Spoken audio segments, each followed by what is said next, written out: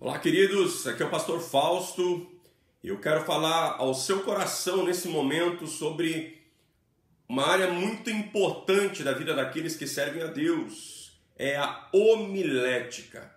A definição do termo homilética é a arte de pregar. Algo que faz parte não da vida de um líder, não da vida de evangelistas ou de pastores, mas que faz parte da vida de todo cristão. Afinal, ide e pregai o evangelho a toda criatura, é uma comissão da vida cristã, não apenas de um tipo especial de pessoas que estão na igreja, que tem um chamado específico. Não existe um tipo de cristão especial chamado para pregar. É o único tipo de cristão que existe, é aquele que prega o evangelho. E aperfeiçoar, estudar, crescer através da pregação do evangelho é extremamente importante para o nosso crescimento ministerial dentro do propósito que Deus nos chamou. Preste atenção, a Bíblia, na parábola da semeadura, Jesus declara que a Bíblia, a palavra de Deus, ela é a semente. E não é apenas uma semente, ela é a melhor semente que existe.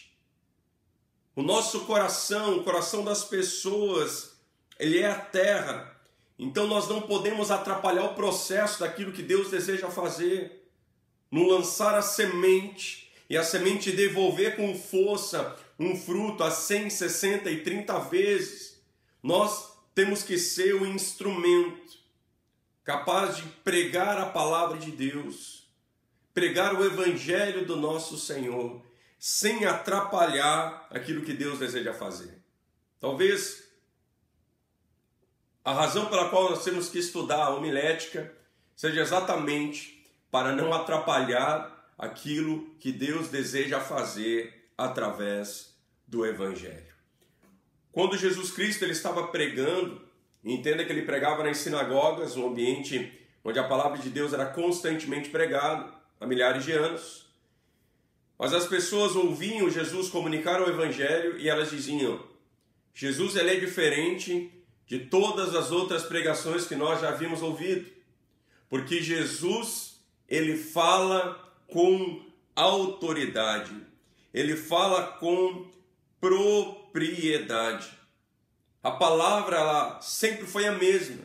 Jesus não estava pregando algo diferente dos fariseus e dos escribas, mas a forma que ele comunicava trazia uma autoridade diferente.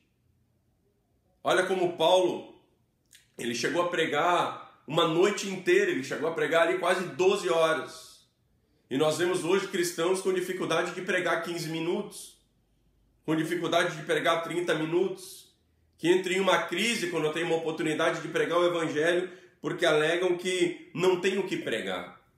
Mas eu te asseguro que mais do que uma mensagem a ser pregada, você precisa ter uma vida para ser transmitida. A sua vida é a mensagem da sua pregação.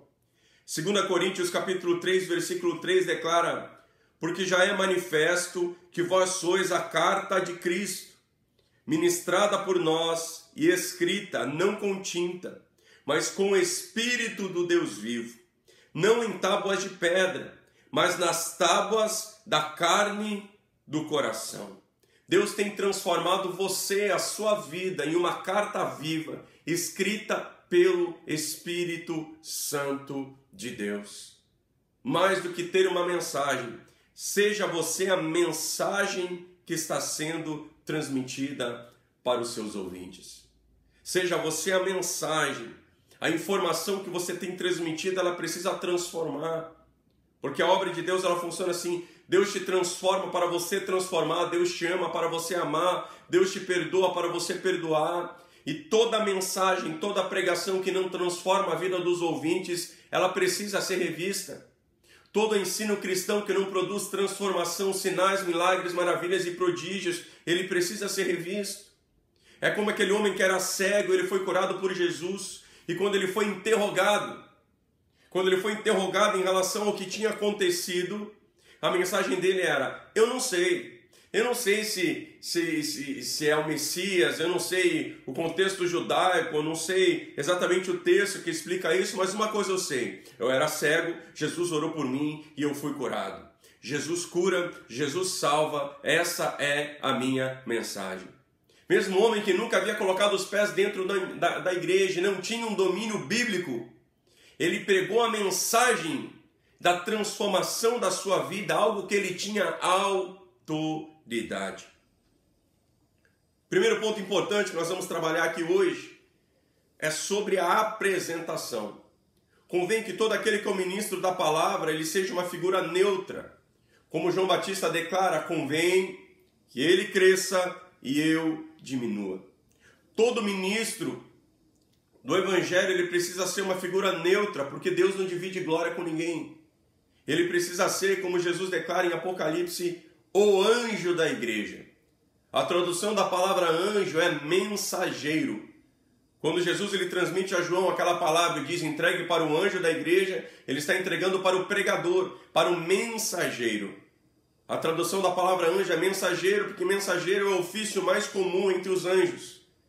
Então você é um mensageiro, é um portador de uma mensagem divina e você precisa ser neutro para que as pessoas elas recebam a palavra como vinda de Deus.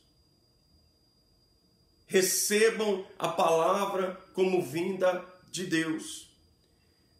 Um ponto importante sobre ser neutro.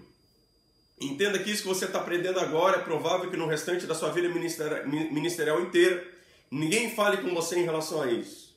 Você sofra dano, você seja prejudicado, seja motivo de chacota, as pessoas deixem de te ouvir, deixem de te seguir, deixem de ser discipuladas por você e você não entende por quê, porque talvez ninguém tenha como trazer um feedback tão direto como esse. Primeiro ponto de você ser neutro, a sua apresentação, roupa. A sua roupa diz muito a respeito de você. Hoje há uma onda de informalidade na questão das vestimentas dos pregadores. Isso ok, principalmente para quem já é pastor durante um tempo, já tem uma vivência, já tem uma autoridade, já tem o seu povo. Mas eu vou te dar um conselho, não só como pastor, mas um conselho como amigo. Não se vista de qualquer forma quando você for pregar. Mesmo em um GR, mesmo em um discipulado, mesmo na igreja, quando você sobe no altar, seja alguém que tenha zelo pela sua apresentação. Não se vista de qualquer maneira. Aprenda coisas básicas em relação a vestimenta. E a Bíblia diz, se você não sabe, procura quem sabe. O cinto precisa combinar com o sapato. O cinto é sempre da mesma cor com o sapato.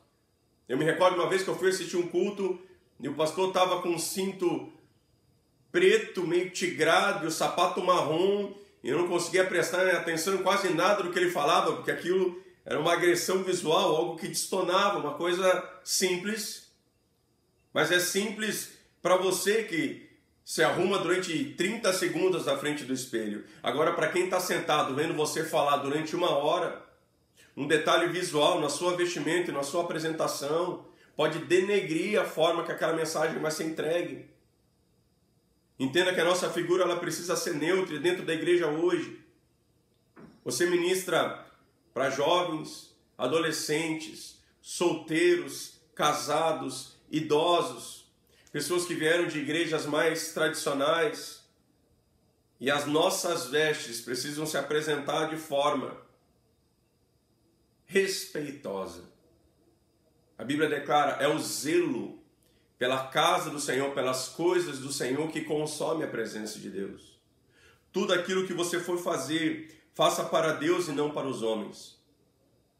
O seu corte de cabelo, um cabelo bem cortado, as unhas bem feitas, limpas. Isso faz toda a diferença. Olha que interessante. Jesus ele declara que nós não podemos ter dois senhores, a Deus e a Mamon. O concorrente de Deus que gera ciúme e preocupação de Deus não é o diabo, é Mamon. Porque eu tenho certeza que você não vai trabalhar com qualquer roupa. Eu tenho certeza que você não vai trabalhar de havaiana de dedo, com uma bermuda furado e uma camiseta da campanha política de 10 anos atrás. Eu tenho certeza que você não vai trabalhar com o cabelo bagunçado, com as unhas pretas, mal feitas, com as mãos sujas, com remela no olho, com a roupa amassada. E Deus olha para essa situação e Ele diz, é isso. É isso. Porque as pessoas estão tão preocupadas por uma questão da provisão material, atual, de agora, sua questão financeira e profissional. E você não tem a mesma preocupação com a sua eternidade, a sua vida espiritual. Deus diz, cara, não é possível que você tenha dois senhores. Que você coloque o seu melhor procedimento, roupa, comportamento para as coisas do mundo. E Deus, Ele não tenha senhorio sobre essa sua apresentação.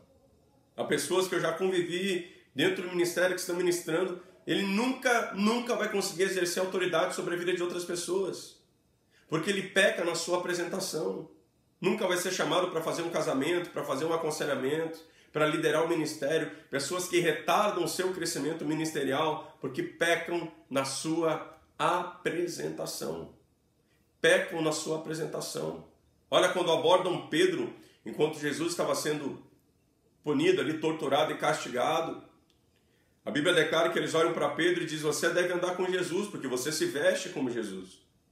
Depois alguém olha para Pedro e diz, você deve andar com Jesus, porque você fala como Jesus. A apresentação de Jesus foi impressa na vida daqueles homens.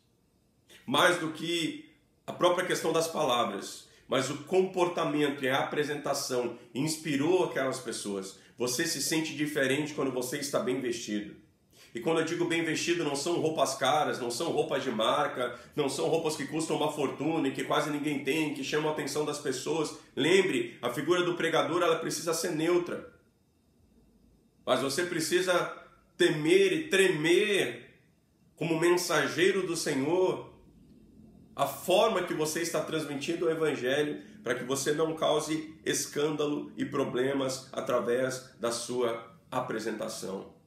Outra questão importante em relação à arte de pregar são os cacoetes.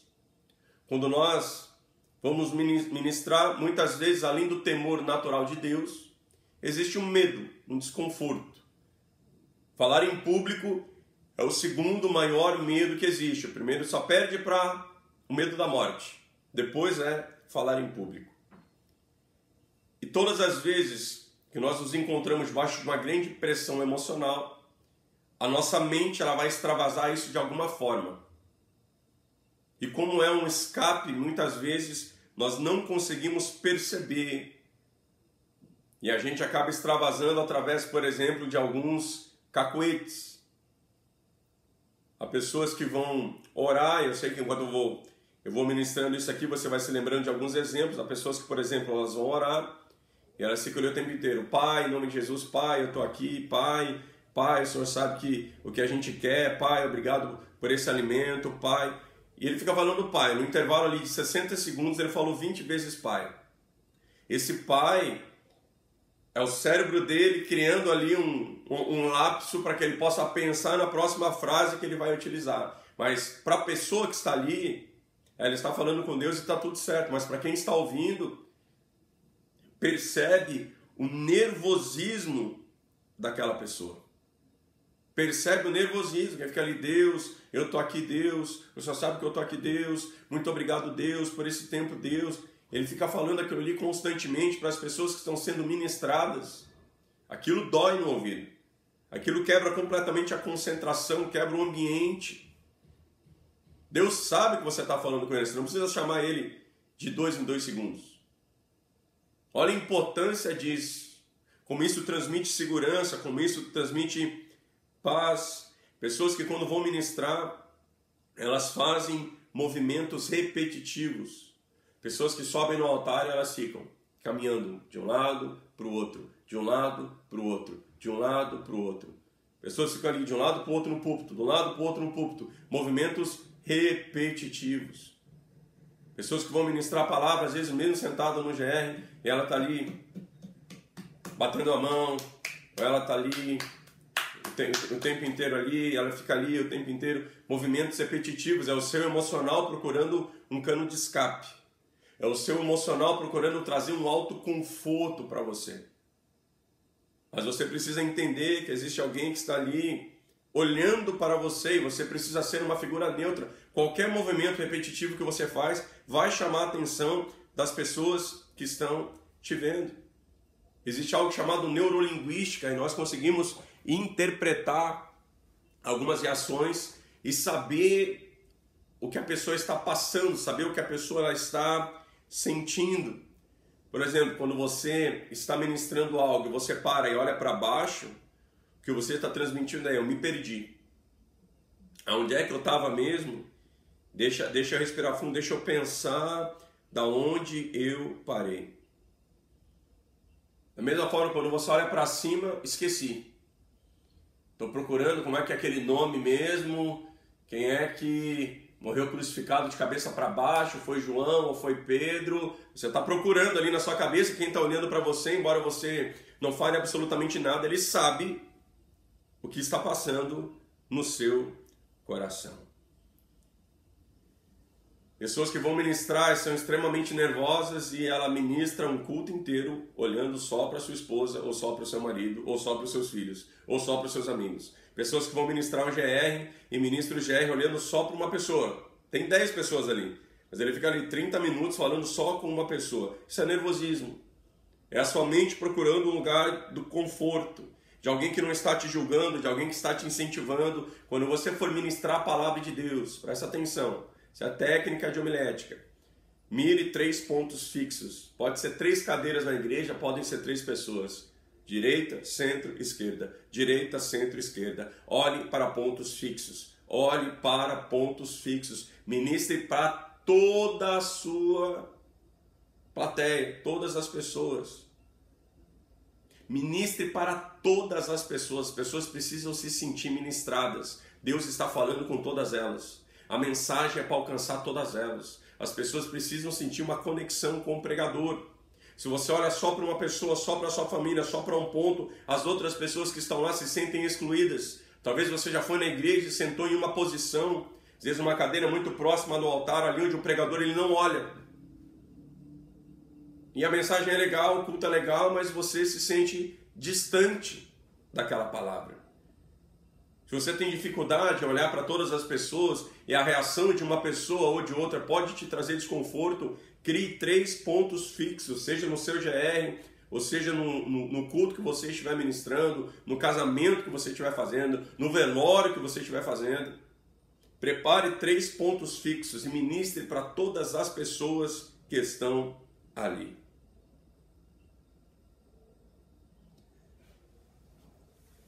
Existe uma forma, na verdade são 2 formas de você ministrar uma palavra, uma questão de uma avaliação íntima no seu coração.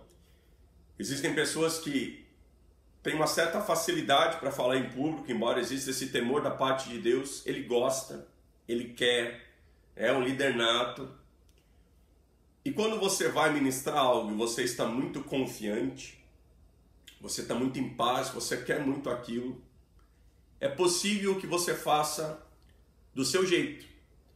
E vai sair conforme você é, sai descontraído, sai legal, sai espontâneo. As pessoas prestam atenção, sai uma coisa dinâmica. Mas independente se você é um pregador experiente ou não, mas existem momentos que você está muito nervoso.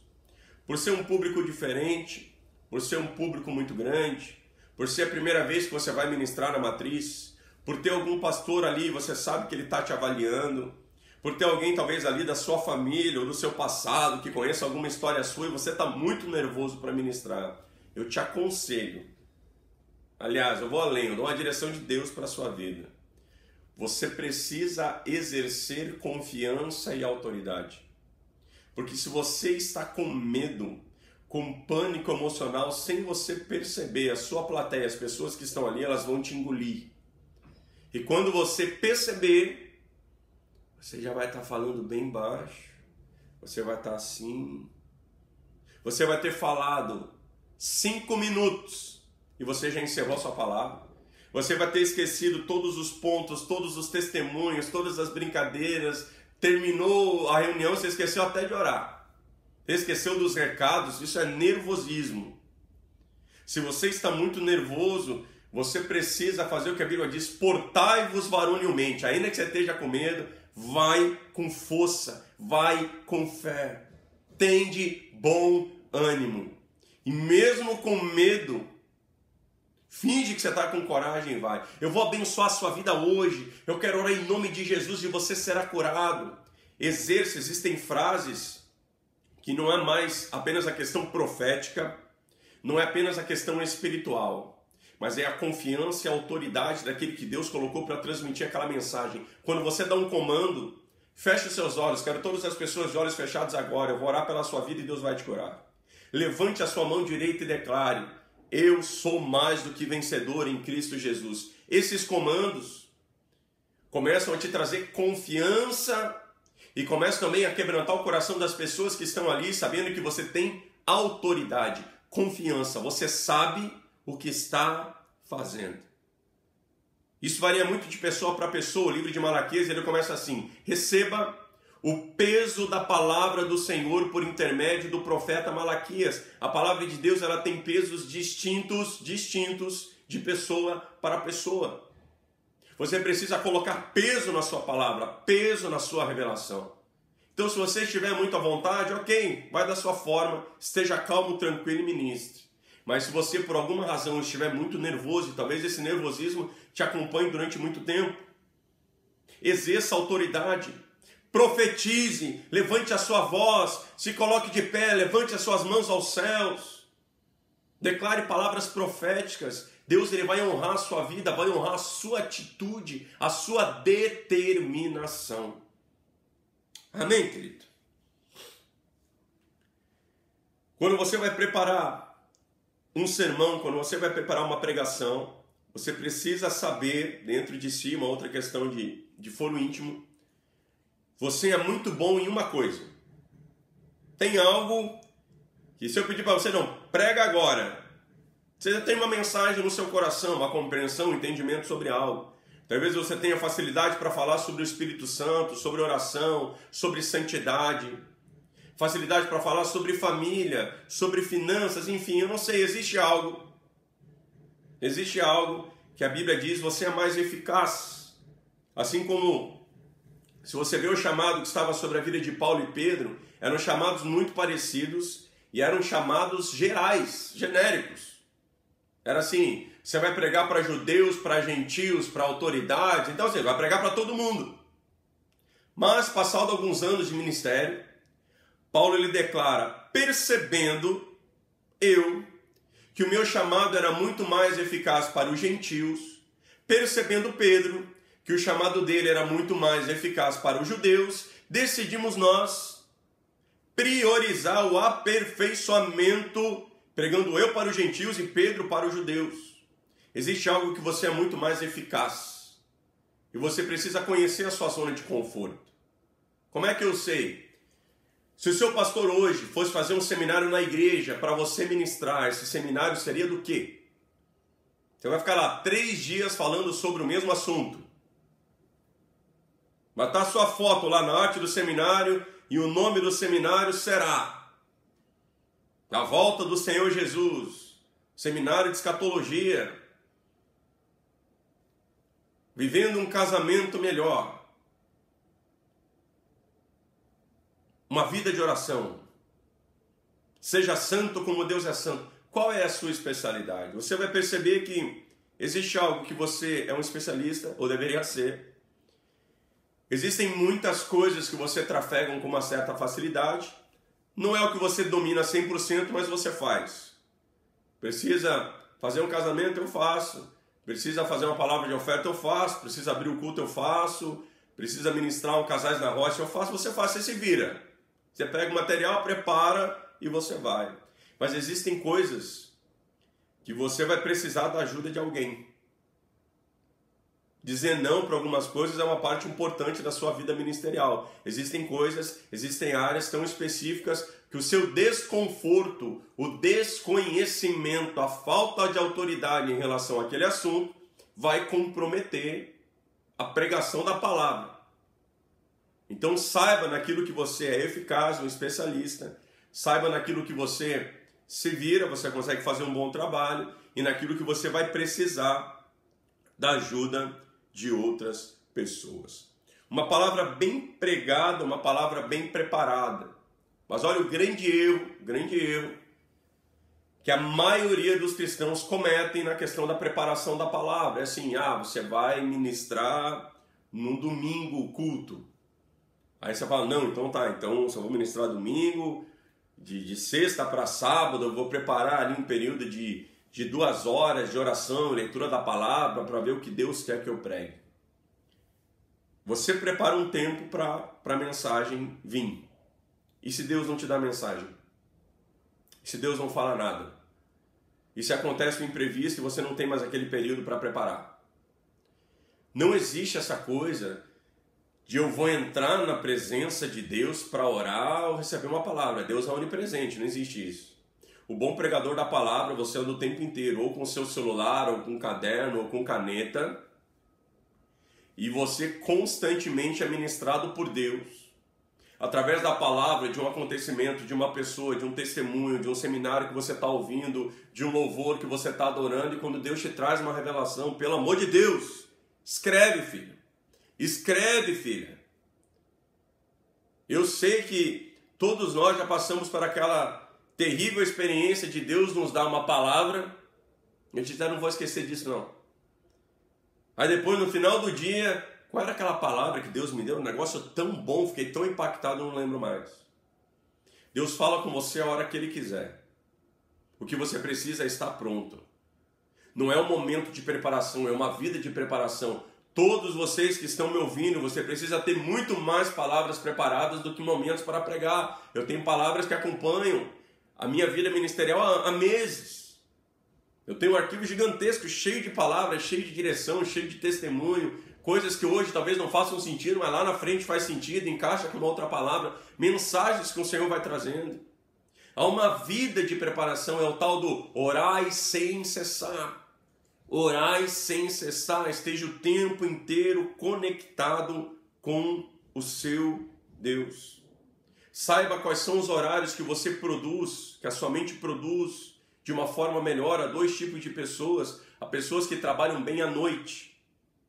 Eu, por exemplo, sou uma pessoa que trabalha muito bem à noite. Se eu não for dormir 11h30, meia-noite, eu me permitir um pouco além, eu vou até 4 horas da manhã, eu faço aula, eu faço seminário, eu leio a Bíblia, eu adoro, eu oro, eu produzo a noite inteira. É um horário que a minha mente funciona muito bem. Existem pessoas que são opostas, elas funcionam muito bem pela manhã. Quando ela acorda de manhã, a mente dela já está clara, ela já consegue raciocinar, planejar. E o oposto é verdadeiro. Por exemplo, eu não funciono bem de manhã, eu preciso de 2 horas para me acordar. Quando eu vou ministrar o culto, por exemplo, domingo de manhã, eu preciso acordar 2h30, 3 horas antes do culto. Porque senão chega a hora do culto, a minha mente está muito confusa. Há pessoas que também não conseguem trabalhar à noite, muito sono, muito cansaço, a mente já tá no limite. Você precisa conhecer os horários melhores da sua produtividade para que você organize tudo aquilo que Deus te deu de uma forma coerente.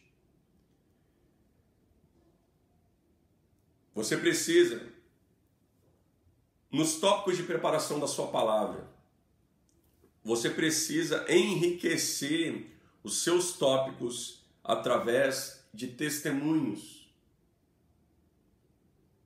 Você precisa enriquecer os seus tópicos com uma dinâmica. Você precisa enriquecer os seus tópicos através de uma parábola, de uma ilustração. Eu sempre aconselho que todo tópico que você pregar, entendendo que o tópico é um princípio, é uma palavra, é um rema, é uma direção que Deus trouxe ao seu coração para transformar a vida das pessoas que estão ali.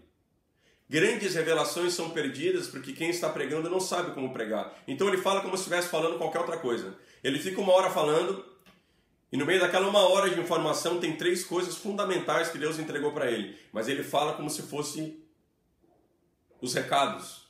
Ele fala como se fosse boa noite. Ele fala como se fosse qualquer outra coisa. Aquelas informações acabam perdidas no mar de palavras. Sua palavra precisa ter tópicos e os tópicos precisam ter ou um testemunho, ou uma dinâmica, ou uma história que ilustrem aquilo e a pessoa consiga reter aquela informação e colocá-la em prática. O testemunho é extremamente importante. Extremamente importante. Por exemplo, eu posso falar sobre que Deus cura. Eu tive a oportunidade uma vez de entrar dentro de uma UTI para orar para uma criança que, para os médicos, já estava com morte cerebral. E no momento que eu fui orar por aquela criança, Deus falou para mim: Fausto, se essa criança morrer agora, você desiste de mim? Eu falei: não, Deus, se essa criança morrer, continuo crendo em Jesus Cristo e a minha vida pertence ao Senhor. E Deus falou para mim: então esse milagre não é para você. Vai lá fora e chama o pai da criança para orar junto. Eu lembro que aquilo trouxe um embrulho, uma preocupação, um fervor dentro de mim, porque na minha cabeça era: como é que eu vou chamar o pai da criança aqui? Eu vou dizer para o filho dele que o filho dele está morto, e eu vou dizer para ele que Deus vai ressuscitar o filho. E se não ressuscita? Eu relutei um pouco com aquilo, mas eu fui lá, chamei o pai da criança e disse: Deus diz que essa oração tem que ser feita com você junto, porque ela diz respeito à sua vida, à sua fé. Eu falei para ele: se o seu filho morrer agora, ele vai para o céu. Mas talvez se a sua vida continuar da forma que está, você vai para o inferno. Eu vou orar, Deus vai ressuscitar a criança e você vai entregar a sua vida para Jesus. Eu orei, a criança ela voltou à vida e o milagre aconteceu, Deus foi glorificado, enfim. Olha a diferença de eu simplesmente falar que Deus cura e de eu trazer um testemunho em relação àquilo. A pessoa ela vai guardar, ela vai ruminar, ela vai meditar sobre aquilo. Interessante, nós fazemos dinâmicas. Eu posso falar sobre a nossa responsabilidade ministerial de fazer algo por alguém. Eu vou fazer uma dinâmica com você agora que está me assistindo. Prende o ar, respira bem fundo, prende a sua respiração e você vai soltar daqui 15 minutos, quando eu terminar de gravar esse vídeo, você solta. Por que você não vai segurar o ar nos próximos 15 minutos? Você vai morrer. Você vai morrer por causa do quê? Talvez a maioria das pessoas disse falta de ar. Não é verdade. O seu pulmão está cheio de ar. Você morre porque você não vai trocar o ar que está dentro de você com o ar que está fora. Assim são muitos cristãos. Eles não morrem por falta de Bíblia, não morrem por falta de unção, por falta do Espírito Santo. Ele morre porque ele não troca a unção que está dentro dele com o que está fora. Ele não coloca para fora a revelação, a palavra, os dons. Ele não consegue trocar, ele não consegue ministrar, ele não consegue colocar para fora. Ele está morrendo de tanto reter a unção que está sobre a vida dele. Perceba como uma dinâmica simples marca de uma forma muito mais profunda uma instrução. Posso falar uma parábola, uma historinha sobre salvação. Se você está em um avião e o piloto do avião ele manda uma mensagem dizendo: o negócio é o seguinte, o avião está caindo no mar. Então, aperta aí o cinto de segurança, se coloca em posição de impacto, o avião vai cair no mar, muito provavelmente todo mundo vai morrer, não tem muito o que fazer. Vai ficar aquela gritaria no avião, aquele desespero, todo mundo chorando. E aí a aeromoça está passando no corredor, olha para você e diz: você não acredita a sorte que você tem. Você acabou de ganhar uma Mercedes 0 km. Ela começa a te aplaudir. Para você que está naquele avião caindo e você vai morrer em alguns segundos, a informação de que você recebeu uma Mercedes 0 km vai te deixar feliz? Não. Nem que você ganhou R$1 milhão, nem uma casa na beira da praia. Mas se aquela aeromoça chega para você e diz: olha só, o avião vai cair, mas você não vai morrer. Porque alguém já morreu no seu lugar. Alguém já morreu no seu lugar. Essa é a única notícia que poderia alegrar alguém que está em um avião que está caindo. Pois a maioria das pessoas que estão ao nosso redor estão nesse avião que está caindo, esse avião está indo para o inferno. E a notícia que vai alegrar elas não é venha para a igreja ficar rico, venha para a igreja ganhar um carro, venha para a igreja arrumar um trabalho. Elas precisam ir para a igreja para que elas tenham a consciência de que alguém morreu no lugar delas. Essa é uma ilustração que fala sobre salvação. E isso vem através de estudo, ouvir muita ministração, ler muitos livros, prestar atenção em tantas formas que Deus ministra ao nosso coração. Uma outra dica em relação à homilética, a arte de pregar, não use a decoreba. Porque por mais que você tenha uma capacidade gigantesca de decorar algo, talvez você consiga decorar e reter muitas informações, você ficar lendo, relendo, e ficar declarando aquilo na frente do espelho até você conseguir decorar todas aquelas informações para que você não fique ali refém do papel. Mas quando você decora algo e você vai ministrar aquilo decorado, aquilo sai reto. Com a mesma entonação, teu cérebro está processando palavra após palavra que você decorou. Sai na mesma entonação, no mesmo volume, na mesma forma, sai extremamente artificial. As palavras que nós ministramos não podem ser uma palavra reta. Você precisa frisar os pontos principais. A hora certa de você levantar sua voz e declarar, ponto 1, salvação, declare salvação, e todo mundo, salvação. E aí depois você continua ministrando no restante da palavra. Ponto 2, perdão, declare, Deus me perdoou, Deus me perdoou. A tua palavra não pode ser reta, você precisa de interação, precisa saber o momento certo de você colocar força, colocar peso.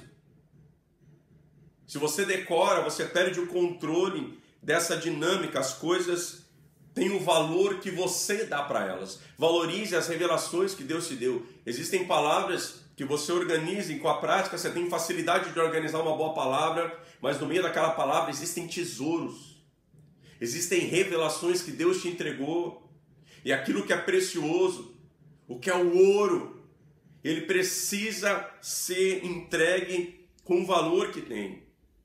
Ninguém dá um anel de ouro assim, pega aí, como se fosse uma bijuteria, pega aí. Não, o anel de ouro ele vem na caixinha especial lá, cria aquela expectativa, você abre, tem uma almofada gigante ali e uma presilha com um anel, é tudo bonito, é tudo forrado, há uma expectativa em relação àquilo porque é precioso. Valorize as revelações que Deus tem te entregado. Meditação e profundidade. Você só consegue ser profundo naquilo que Deus te entregou quando você rumina. Muitos pregadores são falhos porque ele está o tempo inteiro tentando inventar coisas novas, inventar a roda. O ruminar é o processo pelo qual a vaca come. A vaca come a mesma refeição várias vezes. Ela almoça, vomita, come de novo. Vomita, come de novo. Vomita, come de novo. Para extrair todos os nutrientes daquela grama. A palavra de Deus é assim. Você precisa se alimentar muito da palavra de Deus, muito da palavra, e você pensa, você questiona, você entende, você pensa de novo, você debate, você anota, você joga fora aquilo que você achava, e você vai crescendo, você vai se aprofundando em relação àquilo. A palavra não pode ser uma palavra rasa. Olha, quando Pedro teve a primeira oportunidade de pregar o evangelho lá no livro de Atos, e ele abre a janela, ele declara o que está acontecendo aqui. Era o momento de Pedro pregar. Mas ele diz que o que está acontecendo aqui foi o declarado pelo profeta Joel. Ele não prega uma mensagem própria. Mas ele discerne, ele entende o cumprimento das escrituras lá do profeta Joel naquele momento. Seja alguém que manuseie bem a palavra do Senhor. Medite nas escrituras, guarde elas fortemente no seu coração. Leia a Bíblia constantemente. Dica rápida, 2 formas de você ler a Bíblia. A Bíblia você pode ler como um livro de estudo. Você lê, anota, sublinha. Olha a outra tradução. Olha ali a Bíblia com comentário do Dr. de Nelson. Legal esse comentário. Existe a forma de leitura bíblica para a sua vida ministerial. Como você faz? Você lê a Bíblia, corrida, de Gênesis a Apocalipse. Vai, não entendi, continua lendo. Ah, e o que é essa palavra? Continua lendo, leia. Porque a Bíblia, ela é espírito. Essas palavras são espírito e são vida, ainda que você não entenda. Essa palavra ela vai estar clara no seu coração. Muitas pessoas não conseguem ler a Bíblia porque ele só estuda. Aí quando ele termina o livro de Gênesis, ele está tão cansado de tanta anotação, de tanto estudo que ele fez, que ele não consegue prosseguir. Ele não leu a Bíblia inteira ainda. Leia a palavra de Deus inteira. Organize o seu tempo. Uma palavra que você teria 45 minutos para ministrar, você precisa ministrar em 5 minutos. Por quê? E se acaba a luz? Se acontece uma emergência? Se a pessoa que vai conduzir o culto lá se atrapalha e te passa faltando pouquíssimo tempo? Ah, mas não consegue. Consegue. Se você organiza o seu tempo e você estabelece as suas prioridades, você pode ter uma palavra de 10 pontos. Se no segundo você estourou o tempo, você precisa ter um caminho para você vincular ele com o último ponto e encerrar uma grande palavra. Organize o seu tempo, esteja pronto para todas as coisas. Todas as pessoas que estão ouvindo essa aula, você precisa estar pronto hoje para fazer um casamento agora. Porque você já está sujeito a isso. Se você vai num casamento, o pastor não pode fazer, faça você. Você precisa ter uma palavra pronta para fazer um velório. Quando for ungido o pastor, não. Agora você está sujeito a fazer um velório. Você precisa ter uma palavra de oferta pronta. Uma palavra para o culto pronto, para domingo, para quarta-feira, a condução. Porque essas coisas elas já fazem parte da sua vida cristã. Você precisa estar pronto para o seu ministério nesse momento. A sua palavra precisa ter uma sequência lógica. Isso só acontece quando você pensa com antecedência em todas as dinâmicas. Por que a sua palavra ela tem que ter lógica? Você precisa pensar, tudo bem, quando eu estiver lá ministrando, eu faço uma oração antes ou depois de ler o versículo? Quando eu contar essa história, qual vai ser a reação das pessoas? Eu emendo no quê? Qual é o momento que eu troco de um ponto para o outro? Eu vi uma falha muito grande na preparação da palavra, a pessoa não pensa no final. Eu já vi pessoas ministrar uma mensagem extraordinária, quando ele termina, você está esperando, é uma oração, é um apelo, ele fecha a Bíblia e diz, Deus te abençoe pessoal, muito obrigado, ele vai descendo. Ele não pensou em como encerrar, ele não pensou se teria apelo, ele não pensou se ia terminar com a igreja adorando ou com um cântico específico, ele não pensou. Precisa ter uma sequência lógica e essa lógica só vem se você antecipar o que estará acontecendo. Ministre coisas que sejam familiares para as pessoas. A palavra ela precisa ser prática. E isso precisa ser muito bem pensado. Olha como funciona a programação, por exemplo, de uma televisão. De manhã, quem está ali assistindo a televisão, no começo da manhã as pessoas antes de trabalhar assistem o jornal. Depois geralmente tem um programa de curiosidades, depois tem um programa a maioria das mães estão em casa, programa sobre culinária, um programa sobre cuidar de casa, programa sobre cuidar da saúde. Chegou perto do meio-dia, as famílias estão reunidas em casa, jornal. Depois de almoçar, que o pai gosta de sentar no sofá e assistir uma televisão, um programa de esporte.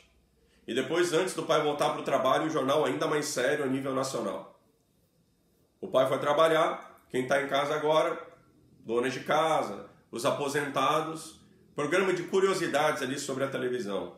Depois, uma novela bem antiga, as pessoas de mais idade, os mais aposentados curtirem e viverem de novo aquele momento. Depois, os adolescentes estão chegando no colégio, uma novela para adolescentes. Toda a grade da televisão o dia inteiro é pensado em um público específico. A igreja, quando você ministra, tem todo tipo de público. Da criança ao adolescente, ao jovem, ao solteiro, ao casado, ao estudante, ao desempregado, ao viciado, ao político. Tem todo tipo de pessoa. Todo tipo de pessoa. Do juiz, ao policial, ao pastor de outra igreja, enfim. E você precisa ministrar uma palavra que seja familiar para todos. Jesus ministrava para 15 mil pessoas e as 15 mil pessoas eram abençoadas. Você precisa conseguir transmitir o evangelho, na essência do evangelho. O evangelho, ele não pode ser ministrado, a Bíblia adverte, ele não pode ser ministrado com acepção de pessoas. Com acepção de pessoas. Ministre uma palavra que todas as pessoas possam colocá-la em prática. Outro ponto importante, seja apaixonado, comprometido com a palavra.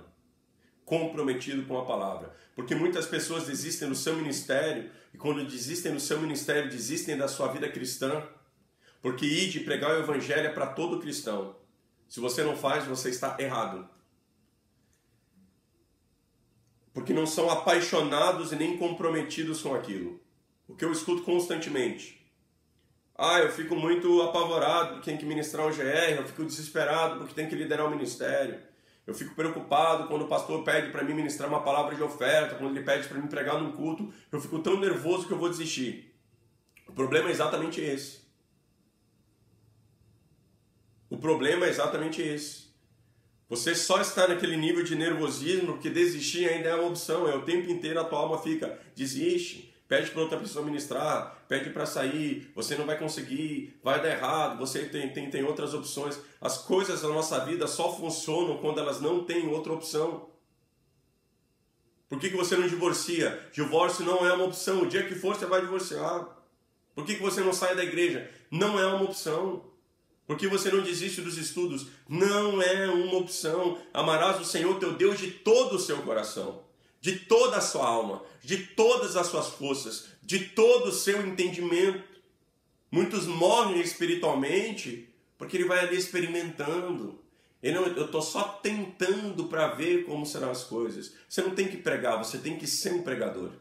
Nada na Bíblia funciona quando você faz. A Bíblia é um livro que te ensina a ser algo. Seja santo, seja forte, seja perfeito. Você precisa ser um pregador da palavra de Deus. Seja apaixonado e comprometido com o seu chamado. Outro ponto importante, a confiança. Seja confiante. Tenha domínio. Tenha um bom conhecimento daquilo que você está transmitindo. Embora a confiança, existam alguns parênteses. Não use muito você, porque quando você fica ministrando, falando só você, parece que você está acusando as pessoas, e você não. Você é um pecador, você errou. Use nós. Nós precisamos orar, nós precisamos vencer, nós precisamos servir a Deus, nós precisamos entregar a nossa vida ao Senhor Jesus. E você estará se conectando com as pessoas que estão ali. Outro ponto importante, não se faça de coitado. Há pessoas que invertem, ao invés dele exercer confiança pelo domínio, ele quer exercer confiança pela pena das pessoas. Eu já vi ministrações muito boas, mas que foram destruídas antes de começar. Vi uma vez um encontro, uma pessoa pegou o microfone e disse, o negócio é o seguinte, eu vim aqui, me entregaram essa palavra para ministrar, mas eu sou falho. Eu erro, eu peco todos os dias, eu nem sei se Deus vai me usar, se Deus tem alguma coisa para fazer. Se Deus fizer algo, eu não tenho nada a ver com isso. Então ele se jogou lá embaixo, ele se colocou com uma posição de coitado. Aí você pensa que é alguém que está lá para escutar uma palavra da parte de Deus. Ele vê alguém que se diminui tanto lá na frente, mas ele não se diminui diante de Deus, ele se diminui diante das pessoas. Humildade não é pensar menos de você. Humildade é pensar menos em você. Se Deus te colocou em uma posição de autoridade, exerça aquela autoridade. Sim, Deus me colocou nesse lugar, Deus vai falar com você. Cuide para você explicar da onde a palavra que você vai ministrar ela veio. São pessoas tão confiantes ali que ela entra numa linha, isso aqui, sabe, eu estava escovando os dentes de manhã, e aí Deus, sei lá, veio e falou essa revelação para mim, eu vou compartilhar ela aqui. Ele diminuiu, pouco importa se ele estava escovando o dente ou no carro, onde estava, Deus falou comigo. Não diminua a experiência, ele tentando explicar como que Deus te deu aquela palavra, as pessoas não vão entender, Deus te entregou e pronto. Deus fala quando Ele quiser e como Ele quiser. Cuide ao explicar por que você está me ministrando. Eu nem iria ministrar, mas fulano ficou gripado, aí me chamaram aqui de última hora, meio de improviso. Não existe improviso na obra de Deus. Cuide ao tentar explicar de onde veio a revelação. Lucas 10:16 declara: quem vos ouve a vós, a mim me ouve. E quem vos rejeita a vós, a mim me rejeita. E quem a mim me rejeita, rejeita aquele que me enviou. Olha o que Cristo está declarando. Quem ouve a vós, a mim me ouve. Quem está ouvindo você, está ouvindo a Jesus Cristo. Olha a importância, olha a responsabilidade disso sobre as nossas vidas. Querido, guarde essa instrução no seu coração, guarde essa aula no seu coração, fundamental para a sua vida ministerial. Seja um especialista em homilética, na arte de pregar. Cresça e aperfeiçoe o seu ministério através de uma grande pregação. Leia bons livros, faça seminários, aprenda, preste atenção em grandes pregadores que Deus tem levantado. Em nome de Jesus, Deus vai te dar uma graça de pregar para multidões. Deus te abençoe.